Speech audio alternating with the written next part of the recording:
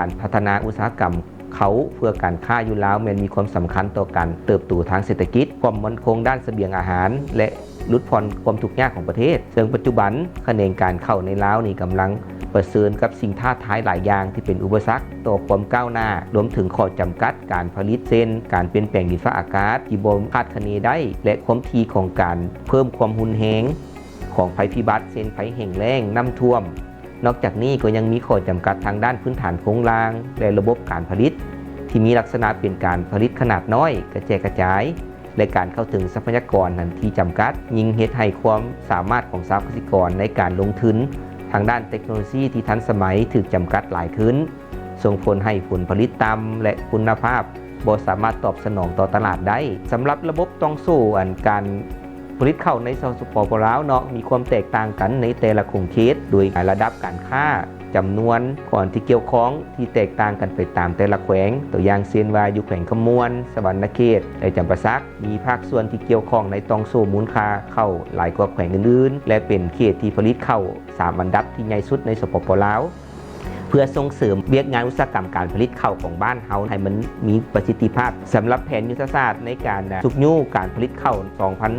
2026-2030นี้แผนดำเนินงานที่ได้ระบุไว้ในบทรายงานของพวกเฮานี่แม่นได้เขียนเนื้อในละเอียดแผนดำเนินงานที่1เขาจะสุกยู่ส่งเสริมสหกรณ์การผลิตเขาคือปัจจุบันสหกรณ์ในทั่วประเทศมีอยู่30กว่าสหกรณ์แต่ในนั้นมีเพียงแต่4สหกรณ์ที่ผลิตเขาเป็นจำนวนน้อยหลายที่จะรับมือกับตลาดข้าวที่มีการขยายตัวและต้องการผลิตข้าวให้มันมีประสิทธิภาพและสามารถดำเนินการเป็นแบบธุรกิจได้สหกรณ์มันจะช่วยให้ชาวเกษตรกรท่านมีอำนาจในการต่อรองในการเข้าถึงตลาดข้าวที่มีคุณภาพแบบเป็นกลุ่มดังนั้นมันควรจะมีการพัฒนาสหกรณ์ให้มีขนาดใหญ่ขึ้นและส่งเสริมทายแฮงในการประกอบธุรกิจให้ดีกว่ากลุ่มชาวเกษตรกรผู้ผลิตข้าวที่มีอยู่ในปัจจุบัน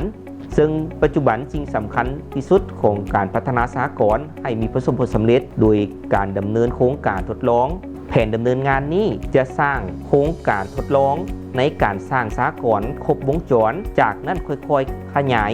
ไปเป็นวงกว้างในทั่วประเทศสำหรับแผนดำเนินงานที่2แม่นพัฒนาพื้นที่เฉพาะสำหรับการส่งออกเขา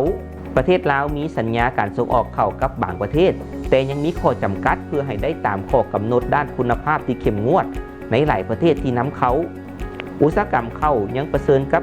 การจำกัดการลงทุนการค้นคว้าและพัฒนายกระดับเทคโนโลยีและการตลาด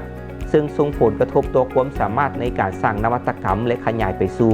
ตลาดที่มีมูลค่าสูงขึ้น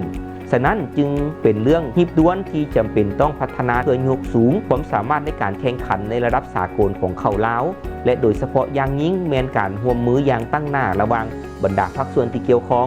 เพื่อเพิ่มทวีความสามารถในการแข่งขันทางด้านราคาและคุณภาพต้องได้สร้างโครงการเพื่อพัฒนาพื้นที่เฉพาะสำหรับการส่งออกเขาและสืบต่อสร้างเครือข่ายการผลิตข้าวเพื่อส่งออกอย่างเข้มงวดในพื้นที่ดังกล่าวเพื่อเพิ่มทวีความสามารถในการส่งออกของข้าวแผนดำเนินงานที่3แม้นพันขยายรูปแบบการผลิตแบบมีประสิทธิผลอิงตามข้อมูลทางการของธนาคารโลกรายงานให้เห็นว่าต้นทุนการผลิตข้าวแม้นสูงที่สุดอยู่ในตองโสมมูลค่าและผลผลิตโตหัวหน่วยก็ต่ำการผลิตข้าวในแต่ละของเขตก็มีความแตกต่างกันเนื่องจากว่าได้รับผลกระทบจากปัจจัยแตกต่างกันเช่นประเภทดินสภาพดินฟ้าอากาศ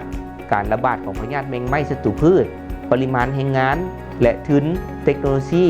และอื่นๆแผนดำเนินงานที่3นี้จะสุ่มใส่การนำไส้เครื่องกลจักรให้เข้าในการผลิตข้าวให้หลายขึ้นโดยส่งเสริมการสร้างตั้งเป็นกลุ่มและมีโครงการตัวแบบในการทดลองเช่ากลจักรของกลุ่มการผลิตนั้นแผนดำเนินงานที่4แม้เขาจะสร้างความเข้มแข็งทางด้านคุณภาพและการจัดการหลังการเก็บเกี่ยวคุณภาพของข้าวโดยเฉพาะอัตราการสีและเปอร์เซ็นต์เม็ดฮักนั้นจะมีผลกระทบอย่างหลวงหลายต่อมูลค่าของตลาดและทางแห่งในการส่งออกข้าวของลาวซึ่งปัจจุบันเปอร์เซ็นต์การสีของข้าวลาวเป็นประมาณ 50-55% ซึ่งต่ำกว่าประเทศเพื่อนบ้านเช่นเวียดนามและไทยจะมีอัตราการสีประมาณ 65-70%คุณภาพของข้าวต่ำส่วนใหญ่เกิดจาก1การนำไส้แนวพันธุ์ที่เฮ็ดให้เปอร์เซ็นต์การสีหันต่ำการตากข้าวที่บ่เหมาะสมเฮ็ดให้ข้าวแตกในเวลาสี และสภาพการเก็บเมียนบ่ถูกต้องให้คุณภาพของข้าวเสื่อมโทรมลงแผนดำเนินงานนี้มีจุดประสงค์เพื่อยกสูงคุณภาพของข้าวแล้วและลดทอนการเสียหายหลังการเก็บเกี่ยวโดยรูปแบบเช่นการปรับปรุงขบวนการอบการเก็บเมียนและโครงสีที่ทันสมัยการสร้างมาตรฐานคุณภาพและระบบการยั่งยืนจะรับประกันคุณภาพผลิตภัณฑ์ที่สอดคล้องสำหรับตลาดภายในและส่งออกแผนงานที่5สร้างความหลากหลายของการผลิตเพื่อการปรับตัวกับการเปลี่ยนแปลงดินฟ้าอากาศ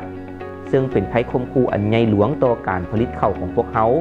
เช่นภัยแห้งแล้งน้ำท่วมที่ทีขึ้นเมื่อเทียบเมื่อก่อนอุณหภูมิที่เพิ่มขึ้นและปริมาณน้ำฝนที่ผิดปกติจะสร้างสภาพแวดล้อมที่เอื้ออำนวยให้แก่การระบาดของพยาธิและแมงไม้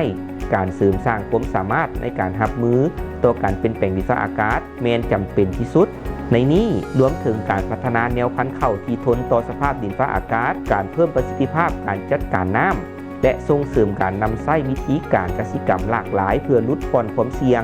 การให้ชาวเกษตรกรเข้าถึงข้อมูลดินฟ้าอากาศที่ถูกต้องและมีระบบเตือนภัยล่วงหน้าจะช่วยให้เขาเจ้าสามารถตัดสินใจได้อย่างถูกต้องและปรับเปลี่ยนวิธีการปลูกฝังของเขาเจ้าอย่างมีประสิทธิภาพ